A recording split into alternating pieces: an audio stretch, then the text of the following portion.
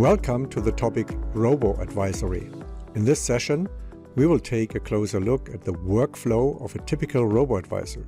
The following slide represents the typical workflow of a robo-advisor. The overview of the workflow of a robo-advisor was already illustrated in the video tutorial Robo-Advisors Principles. However, since this tutorial will show the workflow in detail, the overview of the workflow will be discussed again. A robo-advisor performs the following 5 steps. First, appropriate asset classes are identified. These asset classes, suitable for robo-portfolios, often comprise stocks, bonds, and inflation assets. ETFs, which best represent these asset classes, are pre-selected. In the next step, the investor is guided through an online questionnaire. The purpose here is to filter individual investment preferences such as risk tolerances. The investment strategy is therefore implemented. Based on the client's preferences, which are derived from the initial questionnaire, the client's funds are allocated to a specific and adequate portfolio. The so-called asset allocation, it means the distribution of funds into the various investment products, is fully algorithm-based. Many robo-advisors rely on the modern portfolio theory for asset allocation. Another important step of a robo-advisor is the monitoring and adjustment of the allocation of the created portfolio. The monitoring and rebalancing ensure that the individual portfolio risk always corresponds to the client's expectations from the questionnaire. Finally, the investor can regularly view the performance and other key figures of the individual portfolio via the internet or an app. On the following slides, we will take a closer look at the individual steps of a robo-advisor. The first step of the workflow of a typical robo-advisor consists of the identification and pre-selection of suitable investment products. The combination of asset classes is empirically proven to be more successful in maximizing profit per risk level than buying individual stocks. Therefore, a set of appropriate asset classes is identified. The asset classes can be broadly divided into stocks, bonds, and other assets. The other assets comprise, for instance, investments in assets which particularly hedge against inflation. Examples are investments in real estate investment trusts, investments in natural resources, or investments in treasury inflation-protected securities, in short TIPS. Each of the asset classes has several subcategories. For example, for stocks, there are developed market stocks, emerging market stocks, US stocks, and so on. For each subcategory, a suitable investment vehicle is selected, which is an exchange-traded fund, or in short, ETF. ETFs are financial assets that are designed to replicate a reference index as precisely as possible. But not all ETFs are suitable for a robo-portfolio. Thus, ETFs are selected according to the specifications that match an automated investment strategy. Selection criteria for ETFs include fees, tracking error, liquidity, and securities lending.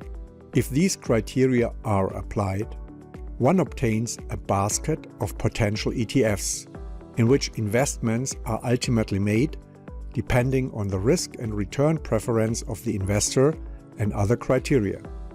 The next step in the workflow of a robo-advisor is the onboarding process, which goes hand in hand with an online questionnaire.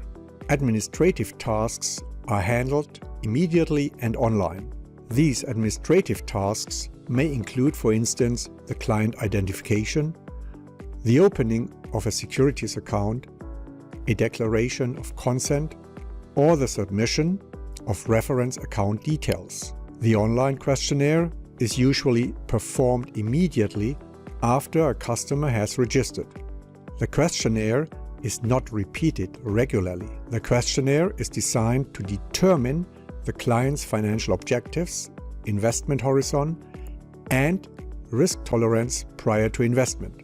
A questionnaire can be structured in the form of a decision tree, and it usually takes no more than a few minutes to answer. The answers in the questionnaire serve as a basis for investment decisions. Depending on the risk tolerance of the investor, investments are made in a more opportunistic or a more conservative ETF portfolio. Some questionnaires also use the findings of behavioral economics. The aim is to obtain an assessment that is as accurate as possible without an overstated risk tolerance. The following slide shows an illustrative example of how an online questionnaire of a robo-advisor can be structured.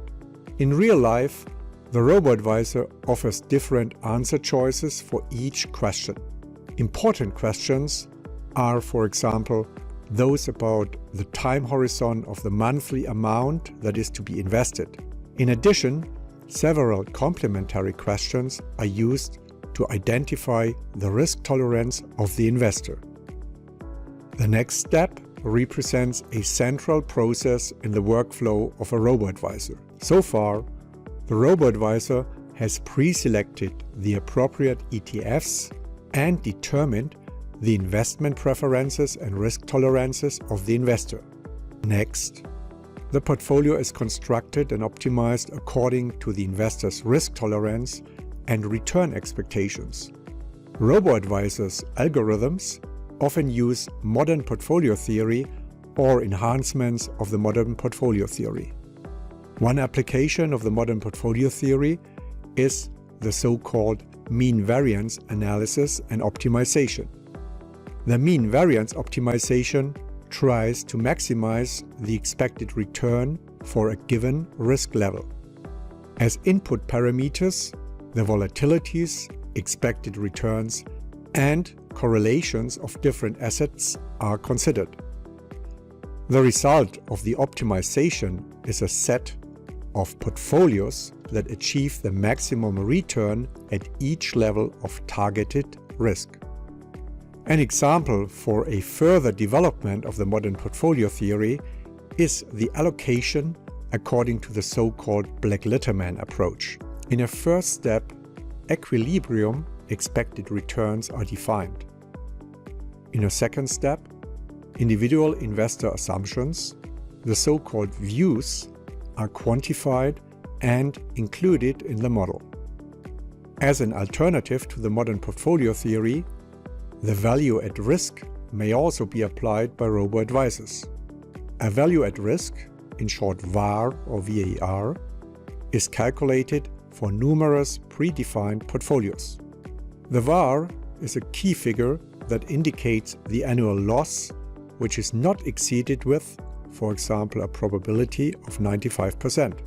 Based on the investor's risk tolerance as determined in the questionnaire, the investor is assigned to a value at risk class and therefore to a specific portfolio.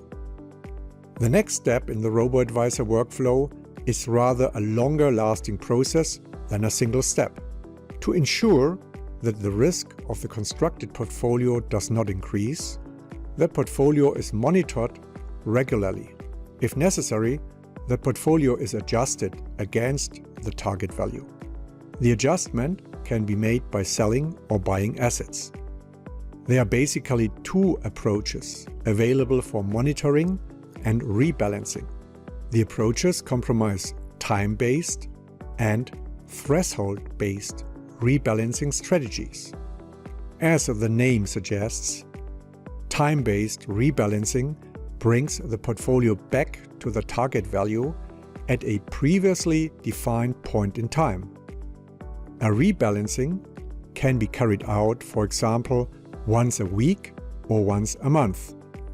The time-based rebalancing strategy contrasts with the threshold-based rebalancing strategy.